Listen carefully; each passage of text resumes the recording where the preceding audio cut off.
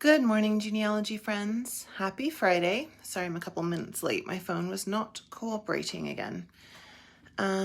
We are doing kind of a fun little show and tell research video today. I'm going to show you guys what's in my research bag because it's just about time to start researching in person again, which is incredible.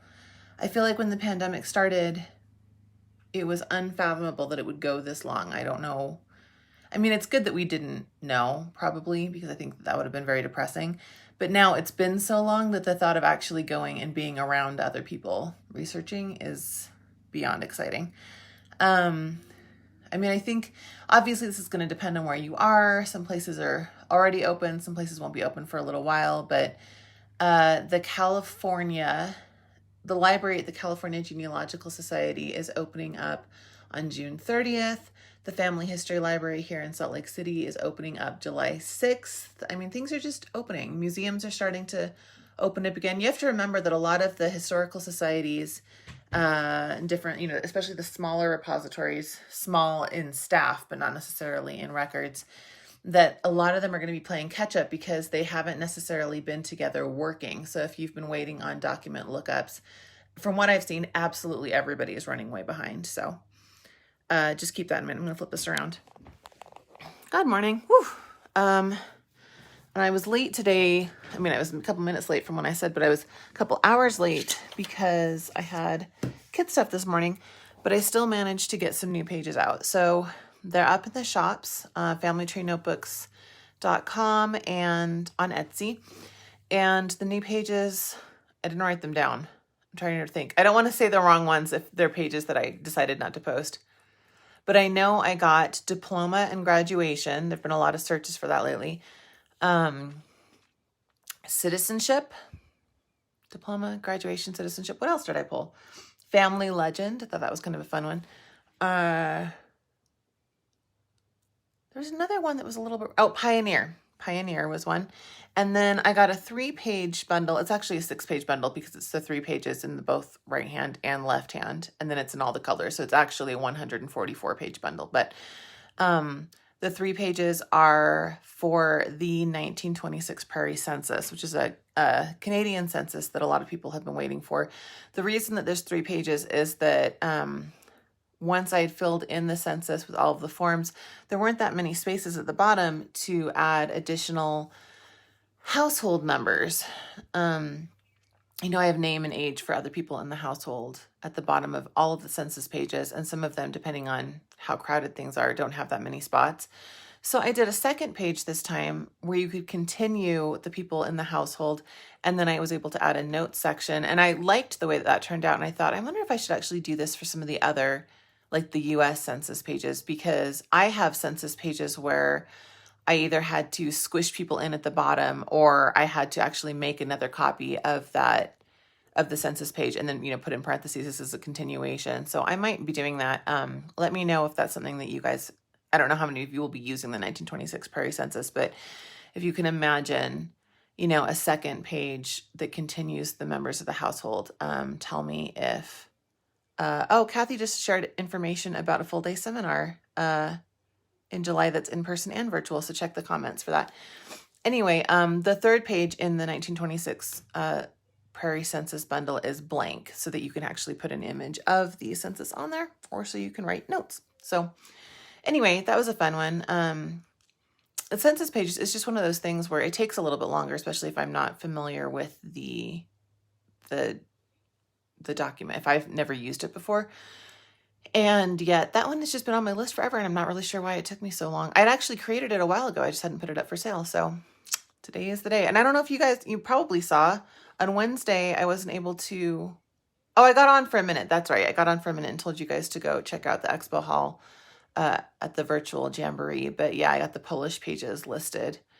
I need to do some marketing to people who actually speak Polish because it's really fun to have them listed. To be totally honest, I don't know that I've sold any of those bundles, but I mean, they're in Polish, so that makes a lot of sense. I think that I need to find my people for that one. But those are all the pages that are out. If you go to the shop single pages and small bundles and then go new to old, then they'll come to the top. I also sent them out in an email this morning. Okay, so let's talk about my research bag. I love my research bag. So this is my research bag. I've had different ones in the past, but I like having a dedicated, okay, are you not going to stand up? It looked nicer down here. I like having a dedicated research bag that I just keep things in all the time. I've had backpacks, I've had rolling bags. I think it just depends. This one is one that I started using a couple years ago, and I use it for research trips and for conferences because it's so nice and big. It's just a big tote with a couple of pockets in it. And this is a Birdling bag, but obviously like the bag itself doesn't really matter. It's just that I really do like this bag. I have a couple bags from Birdling and they're really comfortable. The other one I have is like a tote bag that has straps in the back of it. And so you can wear it as a backpack. But in my research bag, which is, it's a little bit heavy because I do carry quite a bit of stuff. The biggest item is my Canon scanner. This is an LID 220. I've had it for a long time. I don't think you can't buy the LID 220 anymore unless you were to get it used. I love this one though. And I have to admit, this one's getting a little bit old. I think it has some dust that's gotten under the glass, but it's still my go-to for when I'm out in the world because it's light and it plays nicely with my smallest MacBook. When I'm at home though, I don't use the scanner anymore because I'm trying to extend its life. I have a different Canon. I feel like the other Canon, I could go into my office and look, but I feel like the other one's the 330. It's a different one of these Canon LID. It's LID something, but I know it's not the 220. And then the MacBook that I use with this is this little tiny MacBook Air. And again, I actually think that they don't sell them this small anymore because I think the idea is if you want something that small, you should just use an iPad. But these two, this is old enough. This software is old enough that it runs on this. Like these two go well together and collectively they don't weigh that much. And because the LID 220, one of the things I like about these Canon flatbed scanners is that you don't have a separate power cord. You just plug this into the laptop, and as long as the laptop has power, then you're good to go. The last part of my scanning bundle, where are you? Is this portable hard drive. And so I scan and scan and scan, and then if I've got internet wherever I am, I will upload it to the cloud and put it on the hard drive. Otherwise, I always make sure to back things up to the hard drive before I leave. I'll usually leave them on the computer if I don't have a chance to back things up to the cloud because I like to have things backed up in multiple places. But this is my little scanning bundle for when I'm out and about. And I will scan, I scan everything. Newspaper articles, pages from books, anything. Sometimes if I'm in a session and I take lots of handwritten notes, I'll just scan the notes really quick if I don't want to take a cell phone picture. I always carry my iPad. That does not live in the bag, but when I'm researching, I never leave without my iPad because my iPad has, let's see, I don't know if I can do Face ID. Swipe up. Oh yeah. My iPad has all of my, pages on it, so I can just work on things as I go. And then I do go old school, and I always have a notebook and Post-its, and then a couple of pens. The notebook doesn't matter. That's full of cat hair. I love these Le Pens. This is the brand. This is what I use. I use these for everything. That being said, I actually don't know whether or not these are acid-free pens. So I don't know if you'd want to use it on anything that's archival, but as far as just research note-taking, these come in beautiful colors and they write beautifully. I'm obsessed with Le Pens. The highlighter of choice is this guy. Now, when I make photocopies places, sometimes I'll photocopy things and then highlight them, or I will highlight things. If I've got my research notebook, which is these kind of pages printed out, then I'll use the highlighter. This is my favorite kind of highlighter. It's Post-it brand. It has flags right here. This is what I use whenever I'm working in genealogy books too, because I'm one of those people that if it's my book, I will mark books up like crazy, which I know kind of bothers some people, but if I really am trying to learn something from a book, I need to be able to mark it up. So this side has a highlighter, And then this side is a pen, and then this has the flags. This is an all-in-one. So I take that with me on research trips, but to be honest, I use it mostly at home when I'm studying my own books or studying magazines or anything else like that that's in print. I will also print out, syllabi from classes and mark it up using that. Last few things, I always have a couple of these cloths, the microfiber cloths. These are the ones that you get when you buy a pair of glasses. You can just buy them. I use these to wipe down the scanner, or occasionally to clean my cell phone if I'm using my cell phone to take pictures of documents. You can also use these to wipe down the copier glass when you're out researching, because people don't ever do that. And whenever I get to copiers, it's always covered in the fingerprints of whoever was there first. This is something that people laugh at me sometimes when I pull this out, but yeah, I have a magnifying glass that has the extra little magnifying bubble. I don't know when this came out of vogue.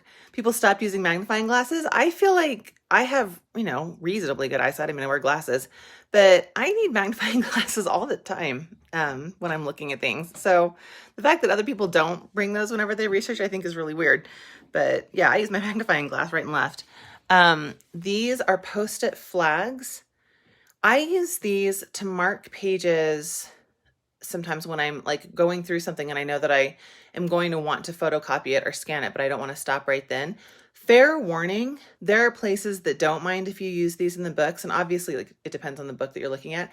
And there are places that will freak out if you try to put Post-its in the book. It might be a good idea to ask the librarian or whoever's at the, information desk if it's okay for you to use these. I've never had a problem like accidentally damaging a book, putting a Post-it flag on there, but don't just assume that you can put Post-it flags all over things that don't belong to you. Because man, yeah, like in addition to the fact that you wouldn't want to hurt, a book on accident, they will come after you. That's only happened to me once, but she put the fear of God in me. And the last thing, this is my little flash drive. You always want to have a flash drive that has enough space. This one is 32 gigabytes, which should be plenty of space for most research trips. This will help if you need to just move things really quickly from a computer to a copier, if you need to save things really quickly that you've put together on a computer. You always want to have a small flash drive. And yes, I have this giant flash drive, but this is faster. It's easier to put into a copier. And honestly, I'm very protective of these big hard drives. So I don't want to be, in a weird way, I don't want to be plugging these in and out more than I have to. These little ones, it's not like they're disposable, but I can be a little bit harder on these, if that makes sense. So I always have some of these. You can tell the paint's been kind of worn off of this one. But yeah, I like the Lexar brand. I think I got them off of Amazon. So this is my research bag. Now, what's not shown? Well, obviously, if I was really going to research, I would also have things like my purse, my wallet. I would have change, although I haven't had to use change to make copies in a really long time, but I think that's an old habit. I have a little baggie that has some quarters in it. I would have my mask. I would have hand sanitizer. I usually toss in a couple of granola bars, even though most places will make you go outside to eat them. There's not a lot of snack bars in places where they have old documents and books because one, that's not their function, and two, they don't want you to eat and then touch their stuff. And I have just whatever else needs to be in my purse. I carry Kleenex. Trying to think, there's nothing else that's like genealogy research specific. So everything else would just be what I normally have in my purse. The one thing that I'm not showing here is that depending on where I'm going, sometimes I will also take my nice camera. I have a Canon digital SLR, and I have two lenses that I use all the time. One's a 50 millimeter, one's a 32, because the 32 gets more in the shot and the 50 just takes really beautiful photos. If I'm going somewhere where I actually want to take pictures of the repository of the museum, if I'm going to be at some place that's near a cemetery where I'm going to be wanting to take pictures, my cell phone's fine, but the camera just takes better pictures. So if I know for a fact that I'm going to want to take pictures that I'm going to want to keep for a long time, sometimes I'll lug my camera. It's just that then it's extra weight, and there's no reason for me to take my camera all the time because I don't use my big camera most of the time. Like if I'm going to the Family History Library in downtown Salt Lake City, I don't have anything that I would use my big camera for. So in that case, my cell phone camera is just fine. Oh, I will actually also take the plug that goes to this computer because I don't want that to die, especially if I'm going to be there all day. And I'll take a little battery pack for my cell phone. Those aren't pictured because the battery pack's actually always in my purse. And then the plug for this computer is currently, there's another computer plugged into it. Anne is asking about cotton gloves. I own them. I don't take them with me to the family history library. I have in the past, but I just never pull them out. I really only use those if I'm going somewhere where I'm pretty sure that I'm going to be looking at really old stuff. The last time I used them, I think I went up to the Wyoming, to Cheyenne, and I was looking at like state documents, and I didn't know what state the state documents would be in. But yeah, I don't use them very often. I don't know if other people do. Somebody asked about this hard drive. I always use Seagate hard drives. That's the brand. I get them through Costco. This one should be you can't tell. I'm pretty sure this is 2 terabytes. I don't have any hard drives these days that are smaller than 1 terabyte. Yeah, and there are other things. I used to take page protectors because sometimes I'd need to slip things into page protectors to put them back together and then scan them that way. And that also kept the scanner from getting like little flecks of paper on it and stuff like that. But I wasn't using them enough, and then they were just getting crunched in my bag. And so then that felt extra. Sometimes I take my printed out research notebook, but again, it's extra weight. Most of the stuff that I have is on my iPad. So, if I have a research plan or research log that I really need, then I will sometimes print that out and take it with me. But I use my research notebook mostly at home. And then Barbara's saying she's had research places require pencils. Yes, that's true. I have a couple of pencils. Oh, see, they're out because I usually have a couple pencils in this bag, and I took them out to give them to my kids to use for schoolwork. I got spoiled because the family history library always has really good pencils just everywhere. But yeah, you might not. If the NARA, when you go to NARA, there's all sorts of rules when you go places. Some places don't want you to be flipping things over on a scanner. They don't want you to be taking photos of certain things. You kind of have to check in. Family history library has definitely spoiled me because, not that they're lax, but that's the whole idea, is that people are going to be coming and going and using things and copying them and writing notes. And so, okay, well, hopefully this was interesting. A little peek behind the scenes. I wish I could give all of you one of these bags because I really do like them. But obviously, I used a rolling backpack for a little while just because I had a shoulder injury for a while, and I used like a carry-on. I didn't even get like a nice briefcase. I just used my carry-on and rolled things around because carrying around the scanner and stuff will really take it out on you. I just sort of stopped because I don't know. I like this bag. It's pretty. So anyway, that is it from me today. So new pages on the site and in your email. New pages coming out on Monday.